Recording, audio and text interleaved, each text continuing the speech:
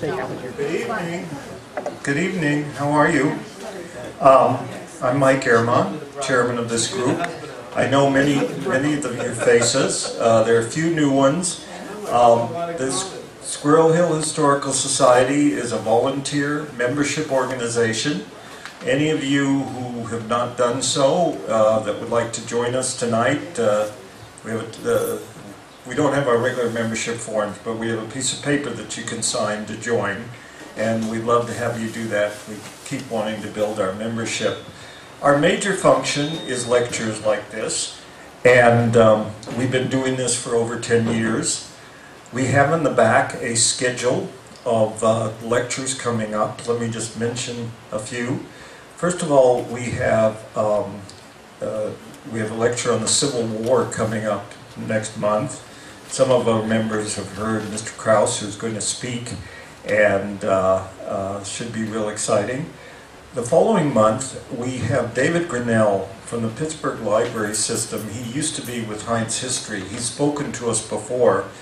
David is going to come and give a talk. You'll see he's come up with an interesting name, but he basically is going to give a talk on unknown stories from Pittsburgh department stores. We've been trying for a long time to get something on retail, and that's what we're going to have.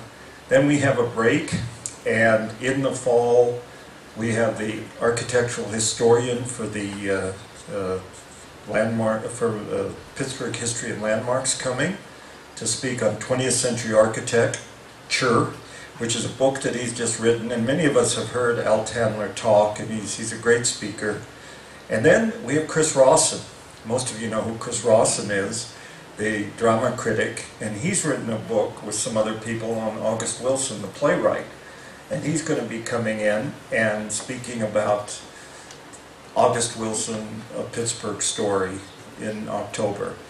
We have speakers. In November, Mary Lynn Gutowski, who was canceled because of illness, is going to talk about the Fifth Avenue mansions. And then in December, what's Mr. Tarr's first name? Joel Tarr, who's spoken, is going to talk about petroleum pioneers in the East End. So we have a lineup to the end of the year. The other thing I want to mention is we're doing a walking tour at Homewood Cemetery, June 7th. We still do have some spots, and there's sign up in the back. It's not going to be a level walk, you need to know that. But we got two people doing the guides, including our dear friend Elizabeth Rourke from Chatham, who has done stuff for us before, as well as the historian there. And I'd like to, we have over 20 sign-ups, I'd like to get a few more. And that's in the back, $3 for members, $5 for non-members. Finally, I want to introduce folks who are here and get a couple of comments before I bring Jack on. First of all, our two vice presidents are in the room. Helen Wilson back there, you see her writing all the time. And Betty Connolly is here. Evelyn Young, who's our treasurer and who is responsible for getting Jack to come tonight, is in China and is not here. Helen, you wanted to say something, and then I have one other announcement. Two things.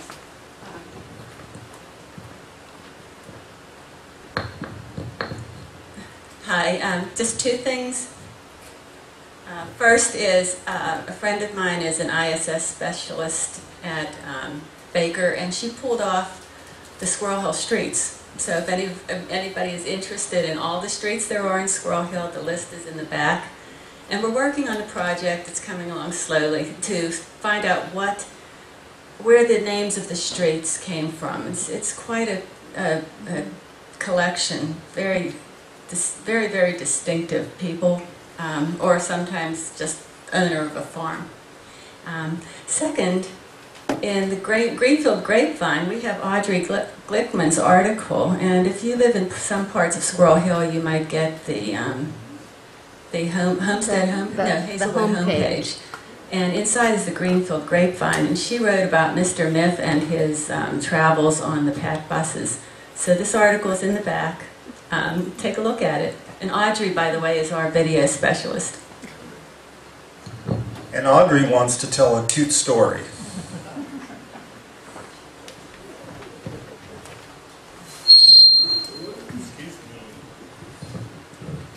Thank you. More fun than Mr. Miff riding the bus is, or will be, Flea Brain Loves Franny by Joanne Rockland, who is an author who lives in California but wanted to write about Squirrel Hill in 1952, and various members of the Squirrel Hill Historical Society and other people were co-opted to test her facts and feed her information, and the book will be out in August. The tentative date is August 12th, and that's a picture of the dust jacket, and it's a good book. I loved it. It's written for kids, but you'll like it too. Thank you. Thank you. And the author found out about us through our website. So anyone who hasn't looked at the website lately, look at the website. Maybe you'll have an idea for a book. A new project that we hope to be able to announce some nice things about shortly is that some of us are working with the Carnegie Library to get into a deeper cooperation with the local branch, maybe having a depository of at least some of our material at the branch, maybe getting their help in digitizing our photos. We'll keep you posted. And now to the evening at hand. Jack Cohen, Randall's Toys, native of Squirrel Hill, Alderdice and Pitt. And I'm not going to tell more about his story because that is his story that he's going to talk about tonight. Thank you for coming. What you have to do is have it up against Right. Okay. Are we good? Yes, all away from the speaker. Need glasses now. Okay. I was surprised you asked me to do this, but I felt you must have wanted to hear my story, so here I am. I couldn't say no. I didn't even know there was a historical society. Never heard about it all these years. And I grew up in Squirrel Hill. I grew up on Pecusset Street. My family, there was 5 kids, and my older brothers and sisters were all born in the Hill District. And my parents, when they moved to Squirrel Hill, they were excited about Pecusset Street. And then times got better, they moved to Bartlett. I never got an allowance when I was growing up. If I wanted anything, I had to go out and earn it. I would sell newspapers for a nickel, and I would buy pop for a nickel on Forward Avenue and take it up in my wagon. I don't even know if it was my wagon, but I would take it up to the golf course and sell it for a dime, and I was excited. That was a lot of fun, just to get a dime. I would buy comic books at Eddie's newsstand on Murray Avenue for a dime. He was on Murray Avenue. That newsstand is still there. And I remember when Murray Avenue used to be butcher shops in every block, bakeries on every corner. They didn't have noodle stores then. I went to Davis School on Phillips, which is gone now, Colfax, and then Alderdice. And Alderdice was obviously so good, which I didn't know at the time. They used to have educators come from all over in Europe. And they were sitting in on the classes, and I couldn't understand. Obviously, we were smart, and a lot of the kids I went to school with, they're doctors and attorneys. So we must have done something right back then. You know, between the parents taking care of you and the school, you know, punishing you, and they'd paddle us, they did everything. But you know, we knew to listen, and I think we were better off then, not the kids today. I mean, they talk back. We knew not to talk back. Never. Then I went to school at Pitt. I didn't know what to do, what to take up, so my brother became an engineer, so I figured, well, I'll just do the same. I didn't know what I wanted to do. And I got a job at Schneider Incorporated, which was in Millville, and they were building a lot of big buildings, U.S. Steel building, the Westinghouse building, Center City Tower. And I thought I'd be out on the job site, you know, doing different things, but I was just in a little office, no windows. I hated it. They would throw drawings in on me every day, and I was a bookkeeper, basically, just doing drawings. So I said to my wife, I said, I can't take it anymore. I said, we have to do something else. So she'd look into business opportunities and found an ice cream truck, a Mr. Softy truck in Somerset. So we drove out one day, and it was, he showed me the truck. It was beautiful. It was immaculate. It was worth $55,000 new, but this was like 10 years old. He says, you can have it for $3,500. I said, sold. I bought the ice cream truck. Went in and quit my job. I couldn't take it. That was like the best day of my life. I couldn't stand going to work. I hated to get up. So I learned how to make ice cream. I'd go sell it for 15 and penny tax, 16 cents. I would go to all the good neighborhoods, and I'm still friendly with some of the kids I used to sell to. On Beechwood Boulevard, I'd go to the other end of Murray. I'd go to the bad neighborhoods, Garfield Heights. I'd go to Rankin. I'd go to the projects. See, because in Squirrel Hill, you couldn't serve them ice cream every night. The parents wouldn't let them eat. So I'd have to go to the bad neighborhoods. They didn't care. You know? For 15 cents, the kids were happy. You know, they were glad they got service. Otherwise, they weren't getting any service. But then I got held up once. They stole my money. Another time, they stole my keys. I couldn't leave. It took me an hour. I had to bribe them to get my keys back. Well, I never went back to those spots. So they basically learned their lesson because they lost a lot of good stuff. And selling ice cream every day, I was making $130 a day. And it was $30 in materials and supplies. I was making basically $100 cash a day. When I saved it and saved, that was a lot of money back then. That was 1970. So, and then, you know, it was going on and on. I said to my wife, what are we going to do? And she was the one with all the ideas back then. I said, what are we going to do? I said, we have to do something. So she said there was an empty storeroom on Forbes Avenue. She says they need women's shoes or a toy store. I could never find toys for the kids. So we had 4 kids by then. And so she said, I'm not trying to help the women with their shoes. She said, it's not going to work. So we'll try the toys, see how the toys work. So we talked to the landlord. His name was Mr. Sunshine. And he had a hardware store in West Virginia. And he grew up here, and I guess I don't know how he got down the building. And he took a liking to us. You know, we didn't have any capital or collateral. And he says, I'll give you a chance. It was $525 a month, which was a lot of money to us back then. So we figured, well, we'll just take a chance. What are we going to do? I got no job after, you know, summer's over. So we went to New York, learned everything we could, took catalogs from every showroom. My wife had toys when she was growing up. I had nothing. All I had was a ball. That ball did 100 different games, but she had toys and she knew the different names of the companies, like Madame Alexander Dolls and a lot of the good companies. So here we realized they're all in one building in New York City, around 28th Street. So we went down there, got catalogs from all the showrooms, and this one fellow says, I'm not going to give you a catalog. I said, well, why? He says, you're not going to read all those. I said, oh, you'll be surprised. So we went back to the hotel room each night, figured out what we needed, how much money we needed. And I've never ordered from that one fella ever after that. I mean, if you're not going to give me a catalog, I'm not going to order. So we figured out whatever we need, and then we came back home, and then went to the bank for a loan. They said, well, you have to have money to lend money, to borrow money. I said, well, how am I going to get money if you don't give me any money? It was like a catch-21. So obviously the bank didn't give us any money. So we pulled together the $10,000 we made from the ice cream truck. I had like $12,000. My wife had like $14,000. We put it together. We had like $40,000 to open this store. I went out to Sears and bought $100 worth of tools. I was real handy. So I started building the store. It was taking forever. It was taking forever. We had hoped we'd have it done in a month. Well, it was going up. It was going to be 2 months. And it was getting late. It was like the end of September. I hired a couple people to help me and worked day and night. And people would come in, what's going in here, what's going in here? I said, toy store, oh, when are you going to open? I said, well, hopefully soon. And then 4 store owners from the street came in. They said, what's going to open here? I said, a toy store. They laughed. They said, ha, ha, ha. Good luck.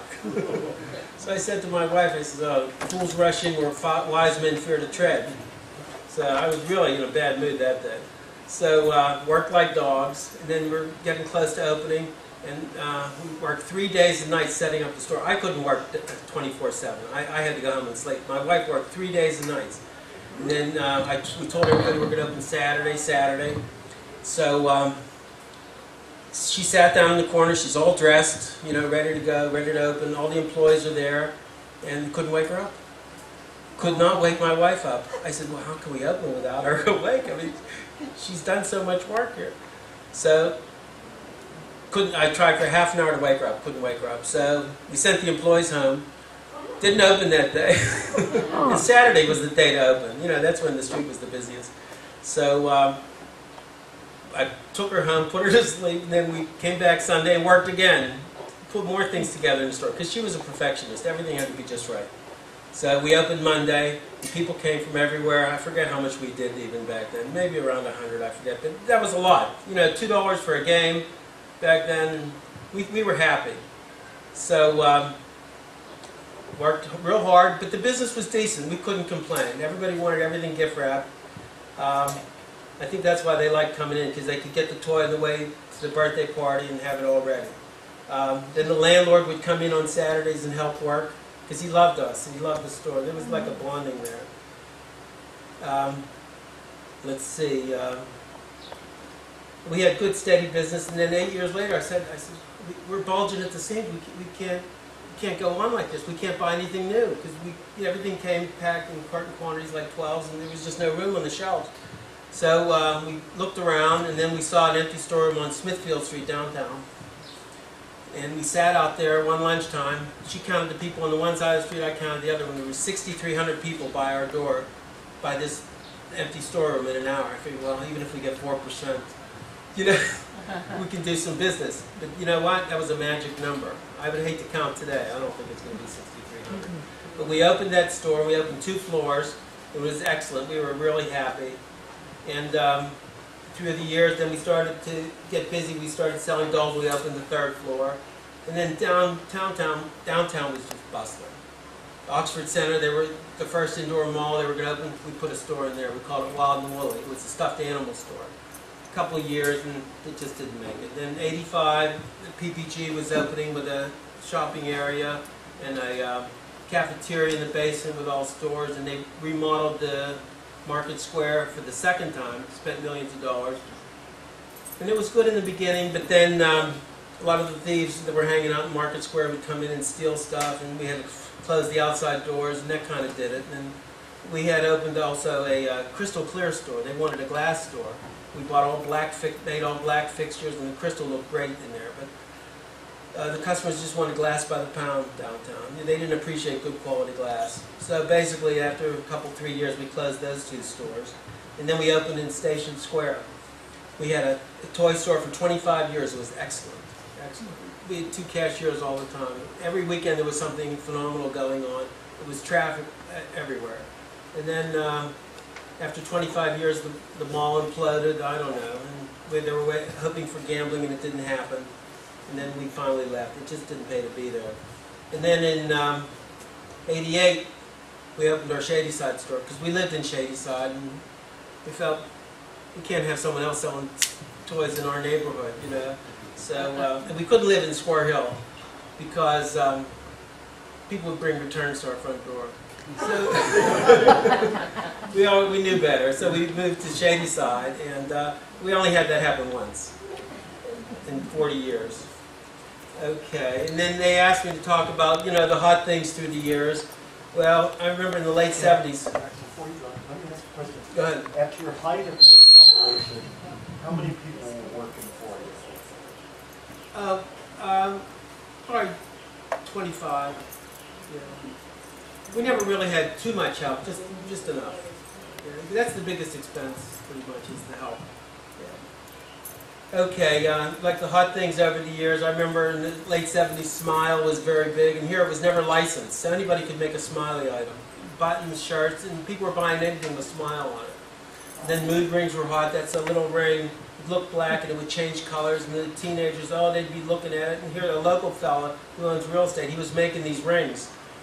And they would never change colors. To me, they all look the same. But the girls would keep looking at them and then see different colors. I said, fine. If it works for you.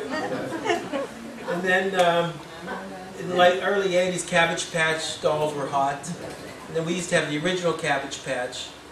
They were made in outside of Atlanta. The mass market Cabbage Patch was made by Caliga. They were $29.95. Our original ones were $115. We had no problem selling them. We would only allow 1 per person, because we could only get so many. They were all handmade. And then we even opened our doll floor downtown, which was the 3rd floor. We used to have doll shows every Christmas. We'd have people come in that made dolls. And just any kind of doll was hot. Porcelain dolls. And we even had people from Cabbage Patch come and do a live birth of one of the Cabbage Patch. I brought in a crib from home. And we had a doctor. The fellow that worked for us, he dressed up in the white suit. And he had a stethoscope. And then we had a nurse. She had a thermometer. And we had a live birth. They would announce, if it was a boy or a girl back then. And it was fun. And then we had a fellow who was singing. He would say, sing, "Oh, you beautiful doll," and "You're my baby face," popular songs which were fun. And then we had a Look Like Your Cabbage Patch event, and we only took 100 people because people just kept wanting to come. So one woman dressed up as a rabbit and brought her doll and had looked like a carrot. It was just fun, just stupid stuff. And then here, KDKA back then, they used to be in the windows in the department stores downtown. We had Kaufman's, Gimbals, and Horns, and they spend a week in each window doing their broadcast. And they asked us to come in one morning for the Cabbage Patch. So we got a limousine, even though we were like catty corner. We got a limousine, we tied a Cabbage Patch down to the hood, we drove around the block, and then my wife got out and went into Gimbals' window and then talked all about Cabbage Patch. Stupid stuff, but people loved hearing about it. It was such a hot thing. People would fight over it in the stores, just to get it. Let's see, and then in the early 80s we were selling a lot of miniatures, and we would do like these shows in Delaware and Bedford, and we'd meet a lot of people who were in the doll business, and we made a lot of acquaintances. They would come to our store and sell their dolls. But the best years were the beanies, the Beanie Babies. It was like 1999 or the year 2000. People came from everywhere. The kids needed them. The parents were buying them and collecting them. They would buy them for $5 and sell them for $25 on eBay. eBay was brand new. And we'd have lines around the corner, around downtown, around the corner.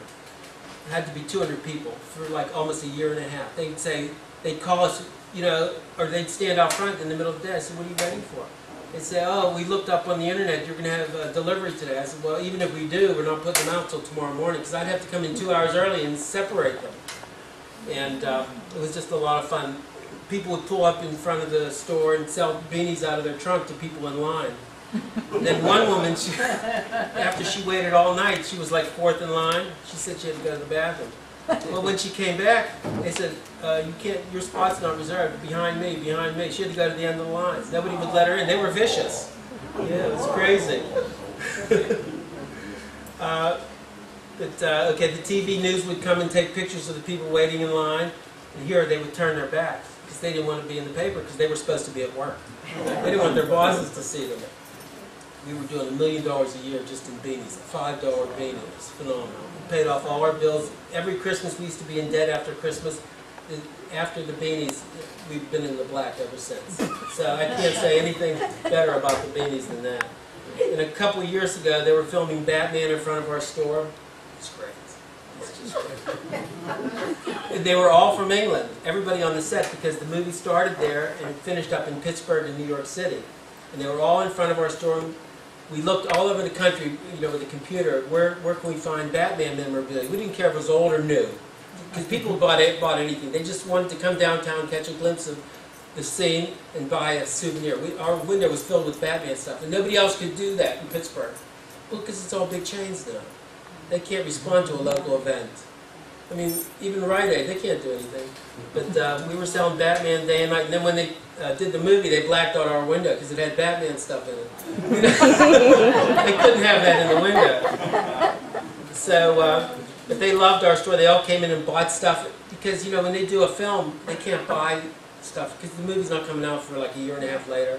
So, they were surprised they could even buy anything. And they were the first ones to ever notice, "Oh, you spell toys and gifts with an E, that's Old English." I said, "Oh, that's exactly right. You're the only ones to have noticed that with these people on the set." But they all bought stuff, and then Anne Hathaway, who's Catwoman, she changed in our stuffed animal room. And then after she was done, she came in with 19 people. I could only wave. That was as close as I could get to her. And when she was about to leave, all dressed up, she had a rack that was like from here, as long as this table, a rack of clothes. And then they said, "Well, you'll have to leave the store." I said, "Well, we gave you the whole back of the store. Why do we have to leave?" "Oh, because you can't be here if she's walking out." I said, "Well, what are you worried about? We're not going to take a picture." That's what they were worried about, taking a picture and putting it on the internet. They didn't want anyone to see any one of the characters. I mean, she didn't look any different than what any Catwoman looked like. Whatever. So that was a lot of fun, all those different things. And now we're doing the CD print, this 3D printing in our Squirrel Hill store. The CMU students approach us, and they obviously know what they're doing, and they can make a toy. It's all under $10. They can make a Lego piece with a child's name on it. This one fella came in. He says, "Can you make me a necklace?" And just write, "Will you marry me?" with a question mark. And he gave it to his girlfriend. And he came in a week later, and she said, yes, she'll marry him. And then this one fella came in with his 2 kids before Mother's Day and says, "Can you make me a necklace? Say, you're the best mom ever." And they made it for him, and he was really tickled pink, you know, to make custom stuff. And then this one fellow wanted a Doctor Who figure, which is an English figure. We didn't sell them, and they said, "Well, we'll make one." So that might be the future one day. If you don't have something, you know, maybe they can make it, you know, in front of you. And right now we're doing these magic events every Thursday and Friday in our Squirrel Hill store, and it's like a big event, and I don't even understand what it is. It's these kids. It's a trading card game. They trade for these dragons and unusual animals and characters, and but these cards are worth a lot of money. It's mostly like 15 to 25 years old. And a lot of them are college kids. This one fellow was looking in the window. I said, "What are you looking at?" This is before we opened. I had stopped in. He said, "I moved to Squirrel Hill because of your magic events." I was shocked. I couldn't believe it. He goes to Pitt. And then we do a similar thing with Pokemon, which is for younger kids in our Shady Side store every Wednesday night. And that's really all my story. You know, I just hope we can stay in business. You know, we love doing what we're doing. People come into our downtown store because that's pretty much where I work. And they say, "Oh, please never go out of business." At Thanksgiving, the people that grew up here, they moved away and they come back to visit family and they bring their kids in. They say, "Don't change anything. We just love this store." They just can't wait to come back. You know, it makes them feel good. And I don't know who likes us more, kids or adults. It's pretty close. And that's it. I don't have anything else. You have a question? Go ahead. Yes. How did you get the name Randall? I forgot that. I missed it in my notes. We were about to open, we couldn't come up with a name. It had to be distinguished. It had to be something, you know, that was family oriented. We didn't want to say Jack's Toy Blocks or something stupid like that. So we had to come up with something. We had this Frank who was making the sign for us. He carved it out of wood. We still have it, but we remodeled the store and kind of didn't go with it. It was like too antique looking. It's a beautiful sign. We still have it. And we couldn't come up with a name. So finally my wife says, it's called S.W.Randall. S for Stacy and Sherry, our kids' names. W for Wendy, and Randall is our son's middle name. And it kind of went together and it sounded distinguished. And that's how it ended up. I'm glad you reminded me. Any other questions? When did you decide to use the British toys from the beginning? Oh, the British name? Yeah. Yeah, that was part of our original name, yeah. But nobody ever asked anything about it. I was shocked. You know, they just figured we spelled it wrong. Nobody said a word. Question, go ahead. So how are you competing today with the big boxes and the Amazons? And I'll tell you how we compete. We look for stuff they don't have. That's the only way, because you can't compete with them. It's impossible. And a lot of companies you buy from are small, and they don't deal with small companies. And you know, that's why people like us. We have a lot of stuff from when you grew up. We look for new old stuff. You know, old bicycles, old riding toys, Fisher-Price chatter telephone, stacking blocks. All the stuff you grew up with, that's what we have. And it puts people in a good mood just to come in and see all that old stuff. It's amazing. Even if they don't buy it, you know what, it looks good for the store. Another question. Yeah, my dad had a women's and children's in the Hill, 60s and early 70s, well 50s and 60s. And all the wholesalers were on Fifth Avenue. Right, we used to buy from them. Well, because you mentioned going to New York. Oh, well, you had to go to New York.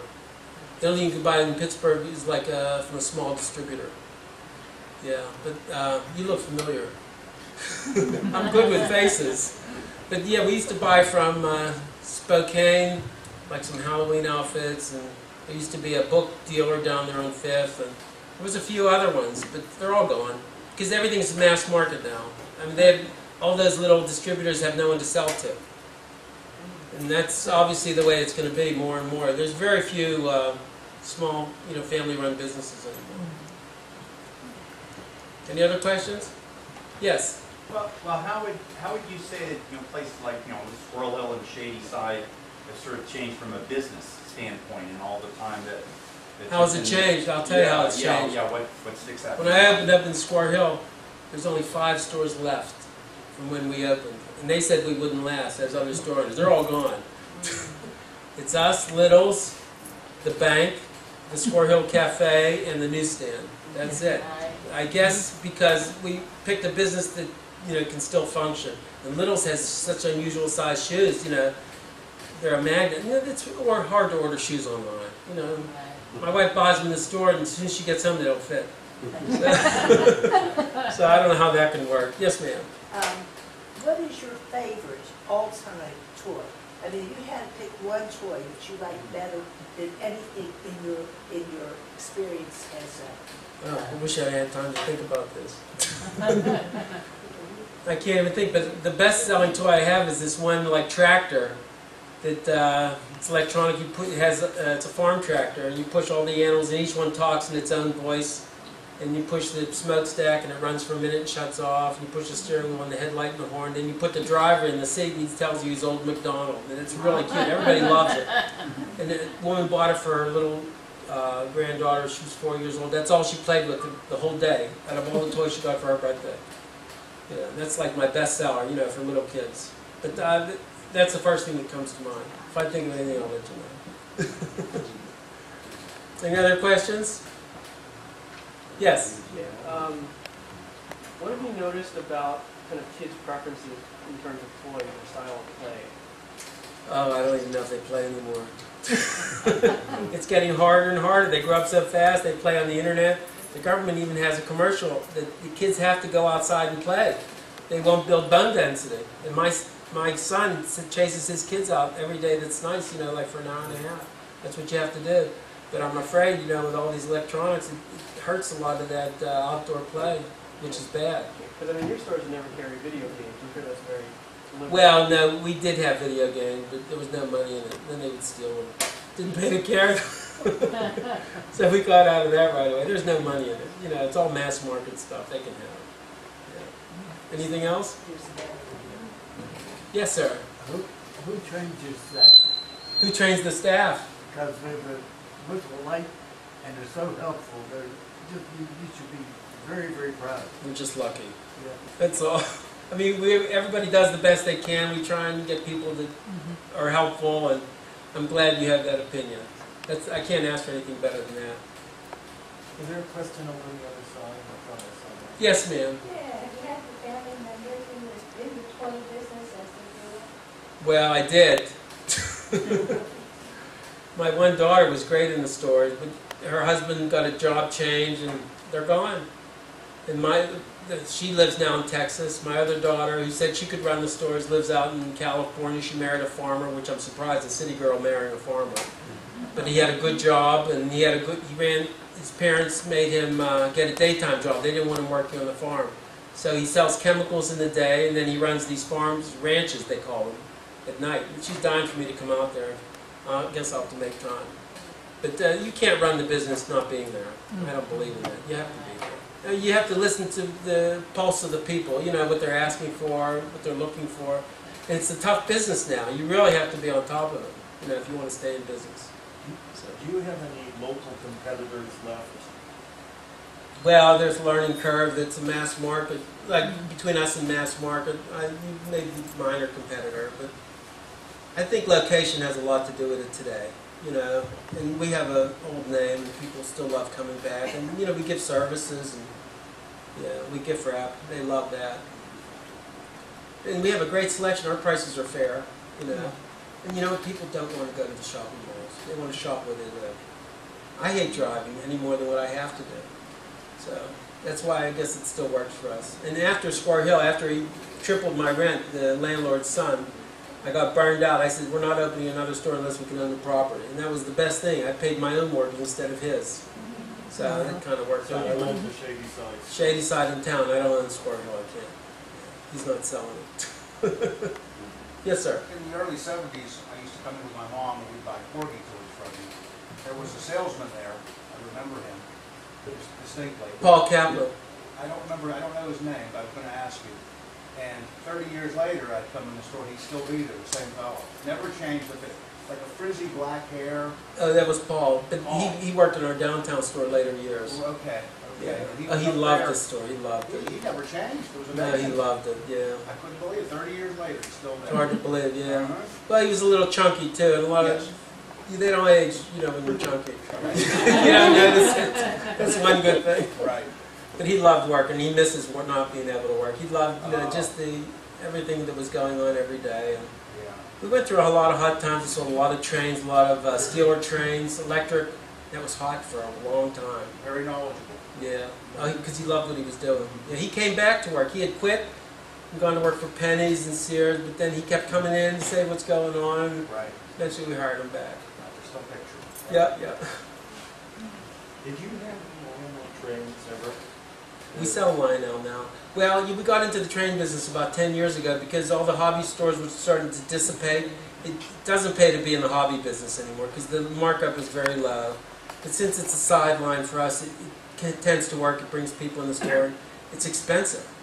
A lot of these were family-oriented stores, and they were giving 10% off, and before you knew it, they weren't making any money because the companies only give you 22% margin. So you only end up making 11%, and the customer charges it, costs you 4%. Pretty soon you're losing money. But trains are tough, because the manufacturers put a retail price on everything, and you kind of want to stick in that. But we sell a lot of stuff online. And I had to hire young people. I couldn't do it. So out of school because they knew what they were doing. And we sell a lot of things online, but you have to be careful.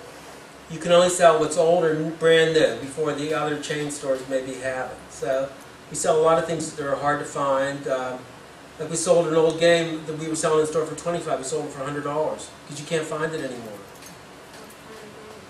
I forget. Like a USA-opoly, that was a manufacturer. It was like some type of Monopoly game, like that they don't make anymore. And a lot of games that are rare, that people want. You'd be surprised what they will pay on the internet. It's unbelievable. Yeah. We wouldn't sell in the store for that price. You can't do it. On the internet, you can do anything. There's no loyalty. We need people to come back in the store. So, anything else? Thank you. Good. Well, thank you for asking.